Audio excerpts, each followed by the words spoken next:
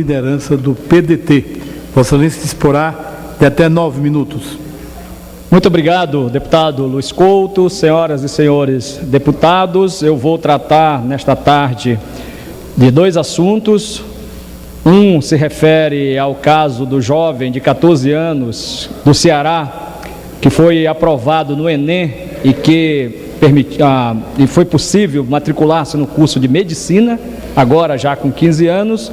E o outro assunto sobre tarifas aéreas, sobre a ideia, a iniciativa da Embratur de propor ao governo um teto para as tarifas aéreas. Vou falar separadamente dos dois assuntos, começando pelo caso do jovem de 14 anos, aprovado no Enem e matriculado em medicina lá no Ceará.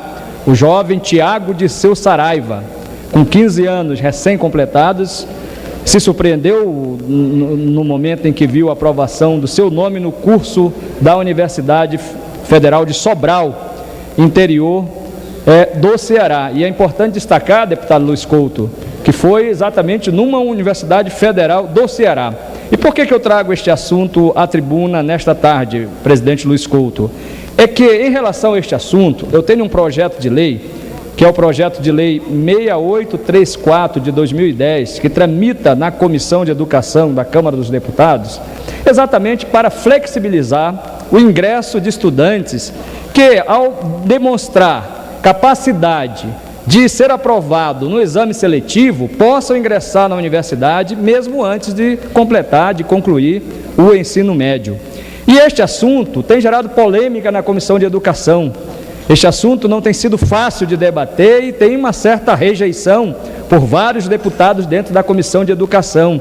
E também tem aqui em Brasília uma posição que não me agrada, que é a posição do Conselho de Educação do Distrito Federal, deputado Exalceu. Eu não sei qual é a opinião de Vossa Excelência sobre este assunto, Vossa Excelência que é daqui do Distrito Federal, mas o Conselho de Educação do Distrito Federal não permite, é contrário a que esses jovens que são aprovados, e já aconteceram vários casos, inclusive na UNB, antes de haver uma resolução do Conselho do Distrito Federal, o Conselho de Educação do Distrito Federal proibindo o ingresso desses jovens, a UNB flexibilizava, e os colégios também, onde esses jovens estudavam.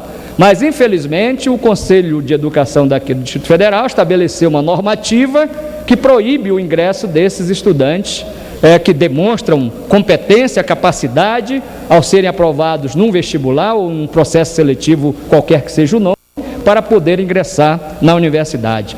E da onde vem o exemplo? O exemplo vem exatamente lá do Ceará, deputado Luiz Couto, porque lá no Ceará, o Conselho de Educação do Estado do Ceará permitiu que esse jovem fizesse uma espécie de uma avaliação de conteúdo do ensino médio e, ao aprovado nesta avaliação do conteúdo do ensino médio, o Conselho de Educação do Ceará permitiu a matrícula desse jovem Tiago e certamente de outros, que eventualmente possam ter tido o mesmo desempenho de Tiago, talvez com uma idade um pouco diferente. De fato, o Tiago é um dos recordistas em termos de idade a ingressar numa faculdade, sobretudo num curso difícil, como é o curso de medicina. Nessa oportunidade, o Tiago disputou 80 vagas com mais de 4 mil candidatos. Então mostrou o quê? Mostrou conhecimento. Então o que eu tenho dito, quando eu apresentei esse projeto, nos debates, nas conversas que eu tenho feito com os deputados membros da Comissão de Educação, eu tenho dito que o Brasil precisa avançar neste campo. Nós precisamos ter jovens cientistas, nós precisamos garantir que quanto mais cedo o jovem sair da universidade, puder ingressar no mestrado, puder ingressar no doutorado, para que nós possamos ampliar o número de doutores, o número de cientistas, o número de pesquisadores em nosso país. Isso significa um grande avanço do ponto de vista tecnológico e de conquistas, portanto, até do ponto de vista econômico e do PIB nacional, porque está comprovado, deputado Átila Lins, inclusive do INPA, Instituto Nacional,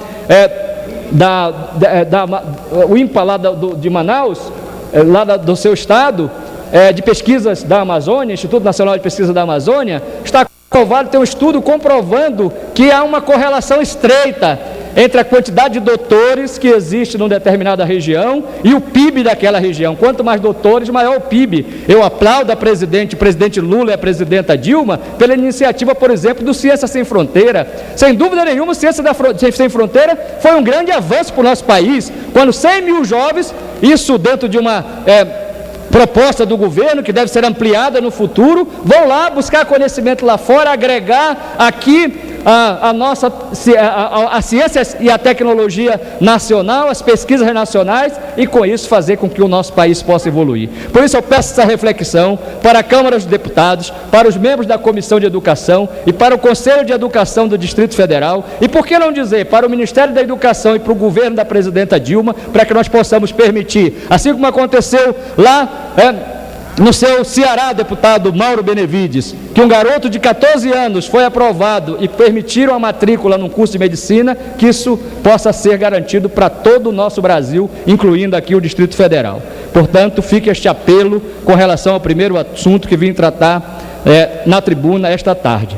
O segundo assunto é sobre as tarifas aéreas no nosso país.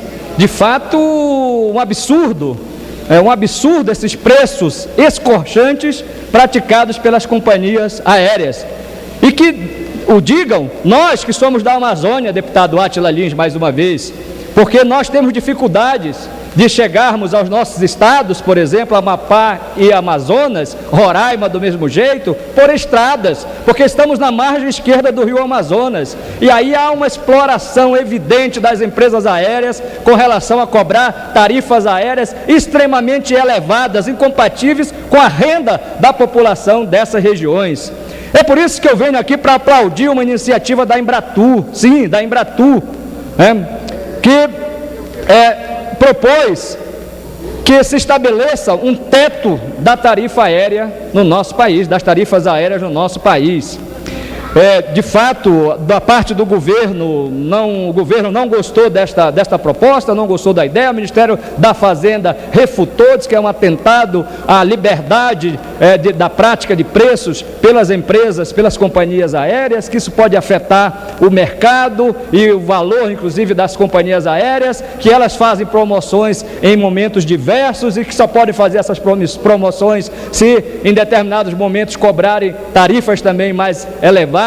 Mas eu que sou do Amapá não aceito isso, no sentido de que em momentos como, por exemplo, como épocas de Natal, Ano Novo, Carnaval, todos os feriados, meses de férias como julho, janeiro, o povo do Amapá, as pessoas do Amapá que precisam sair do estado e só o fazem quase sempre de avião, tenho que pagar uma passagem aérea entre Macapá e Belém de R$1.000, R$2.000 e para Brasília R$2.000, R$3.000, quando os preços comuns, os preços em períodos normais de baixa temporada estão muito abaixo deste valor.